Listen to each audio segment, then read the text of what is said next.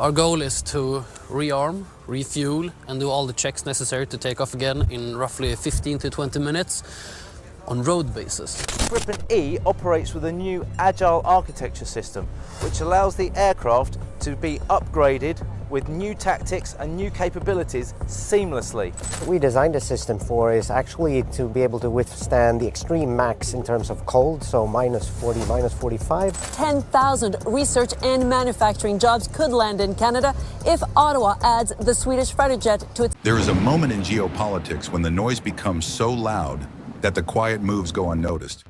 This is one of those moments. Donald Trump is rewriting the rules. Tariffs, pressure campaigns, threats wrapped in handshakes. America under Trump has become a force that allies can no longer simply trust and follow.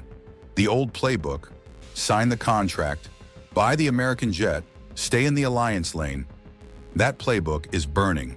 And in the middle of this chaos, two nations are watching, calculating, choosing. Canada, Portugal.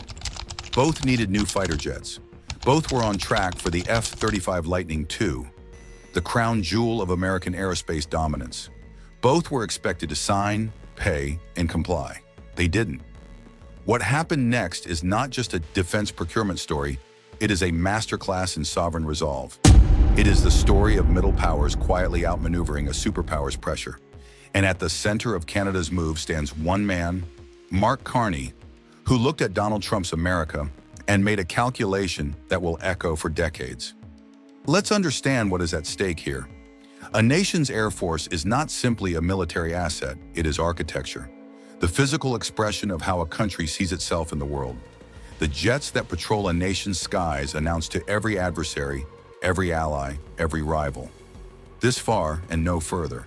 For Canada and Portugal, both NATO members, both with vast coastlines and complex strategic environments, replacing aging fleets is not optional. It is existential. Canada's CF-18 Hornets were purchased in the 1980s. They are old. They are expensive to maintain. And in an era of rising Arctic tension and a more unpredictable NATO alliance under Donald Trump's shadow, Canada cannot afford a capability gap. The Canadian government needed 88 replacement jets to properly defend its territory. What it committed to, as of 2025, was just 16 F-35s. 16 against a requirement of 88. That is not a fleet. That is a symbol and a problem.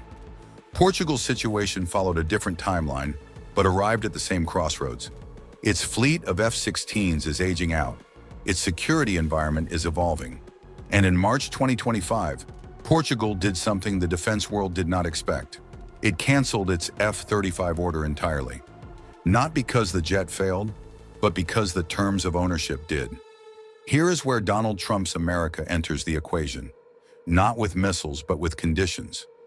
The F-35 is not simply a fighter jet, it is a dependency architecture. Operators do not fully own what they fly. America controls the maintenance supply chain. America controls the software updates. America controls, through contractual and political mechanisms, the operational freedom of every nation that flies the F-35. Under normal geopolitical conditions, allied nations accepted this arrangement. America was a reliable partner. The system worked. But Donald Trump changed the calculus. His administration's unpredictability, trade wars, tariff escalations, transactional approaches to NATO commitments, forced allied governments to ask a question they had avoided for decades. What happens if America becomes a liability? Portugal asked that question and answered it with a cancellation. Canada asked that question and answered it with a split. Mark Carney does not react. He calculates. Canada's decision to purchase only 16 F-35s rather than the full 88 was not a retreat. It was the first layer of a strategy. By fulfilling a partial commitment, Canada preserved its relationship with the American defense establishment, while simultaneously refusing to lock its entire air force into a system it can no longer fully trust. The second layer is the opening it creates. 16 F-35s plus a separate fleet of a different aircraft. A split fleet, one that is not American, one that answers to Canada and Canada alone. That aircraft is the Saab JAS-39 Gripen E, a Swedish fighter. built not for empire but for sovereignty. And here is where Mark Carney's strategic patience becomes visible. Strained trade relations between Canada and Donald Trump's America have made operational freedom, the ability to maintain, upgrade, and deploy aircraft without American permission, not just desirable, critical. The Gripen E offers precisely that. Its supply chain is Swedish, not American. Its maintenance model is built for small crews operating in remote environments. Its operating costs are a fraction of the F-35s, and for a country that must defend the Arctic, one of the harshest operational environments on Earth, the Gripen E was built for cold. It was built for Swedish winters. It was built for the conditions Canada actually faces, not the conditions America designs for. Now consider the machine itself. The Saab JAIS-39 Gripen E is not the F-35. It does not pretend to be. It is something different, and for specific nations, something better. Its GE414G engine delivers 20% more thrust than previous Gripen models. Its fuel capacity has expanded by 40%, pushing its combat radius beyond 1,500 kilometers. For Canada, that range matters across vast Arctic distances. Its airframe and landing gear are reinforced to operate from rough, improvised, or short runways, the kind of remote northern strips that define Canadian strategic geography. The Gripen E carries the Meteor air-to-air missile, one of the most capable beyond visual range weapons in the world. It carries precision-guided bombs.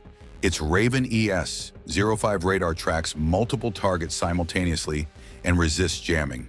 Its Skyward G infrared search and track system detects enemy aircraft by heat signature, passively, stealthily, without broadcasting the aircraft's own position. Its electronic warfare suite detects, identifies, and counters threats automatically, deploying jammers and decoys as tactical conditions demand. This is not a budget compromise. This is a sophisticated, battle-ready, multi-role fighter designed for nations that want capability without dependency. For Portugal, Saab offers something the F-35 never did: full technology transfer. No black boxes, no hidden restrictions.